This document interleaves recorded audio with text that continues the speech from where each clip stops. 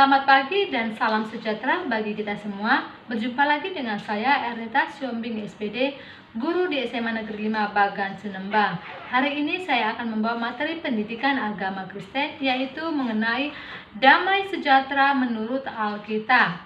Kamu bisa buka Alkitab kamu, yaitu tertulis dalam Imamat 26 ayat 1 sampai 46 dan Yohanes 14 ayat 2 sampai 31. Nah, kemiskinan alami terjadi akibat sumber daya alam atau SDA yang terbatas, penggunaan teknologi yang rendah, dan bencana alam. Nah, apakah orang lapar atau kemiskinan dapat menghayati kehadiran Allah di dalam dirinya? Apakah ada kedamaian di dalam hati kemiskinan?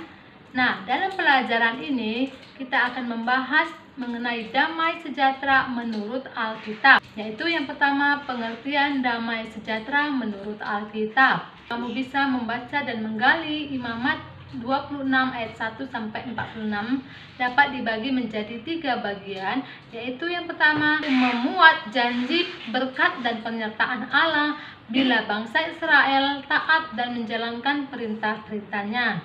Dan yang ayat yang kedua, yaitu ayat 14 sampai 39, memuat peringatan akan penghukuman Allah jika bangsa Israel lalai atau menyimpang dari perintah-perintah Allah.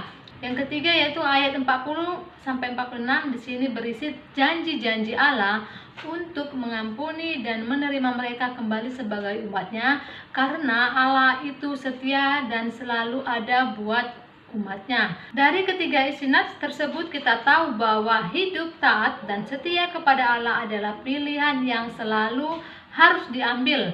Tidak bisa tidak.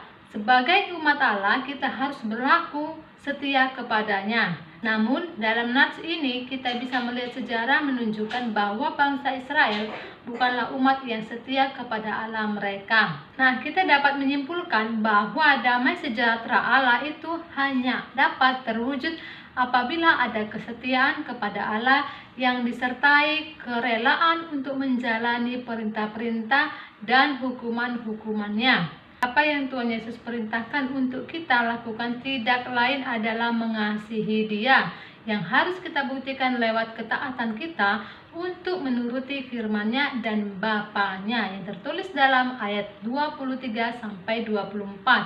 Nah, ketaatan kita itulah yang akan memberikan kepada kita damai sejahtera-Nya. Atau dengan kata lain, damai sejahtera tidak akan hadir begitu saja kecuali melalui kerja keras kita dalam memperlakukan kehendak Allah di dalam seluruh kehidupan dan keberadaban kita, baik secara pribadi maupun sebagai gereja. Nah, yang kedua yaitu memahami makna shalom. Kata shalom dalam bahasa Ibrani biasanya diterjemahkan menjadi damai atau damai sejahtera. Dalam penulisan Perjanjian Baru, kata ini diterjemahkan menjadi eirene. Kata shalom atau damai sejahtera sering dipergunakan untuk memberikan salam kepada sesama. Yang dalam bahasa Ibrani orang mengucapkan shalom aleichem, yang artinya damai sejahtera bagimu. Dan tertulis dalam Lukas 10 ayat 5, yaitu Tuhan Yesus memerintahkan murid-muridnya untuk memberikan salam ini apabila mereka mengunjungi rumah seseorang. Nah, kalau kamu memasuki suatu rumah, katakanlah terlebih dahulu damai sejahtera bagi rumah ini. Ketika Tuhan Yesus menampakkan dirinya di tengah-tengah muridnya setelah kebangkitannya, Tuhan Yesus juga mengatakan damai sejahtera bagi kamu. Nah, ada beberapa sejumlah kata dan konsep yang digunakan untuk menerjemahkan kata shalom, seperti yang pertama yaitu persahabatan, yang kedua yaitu kesejahteraan, yang ketiga yaitu keamanan, dan yang keempat yaitu keselamatan. Sekian dan terima kasih. Shalom bagi kita semua.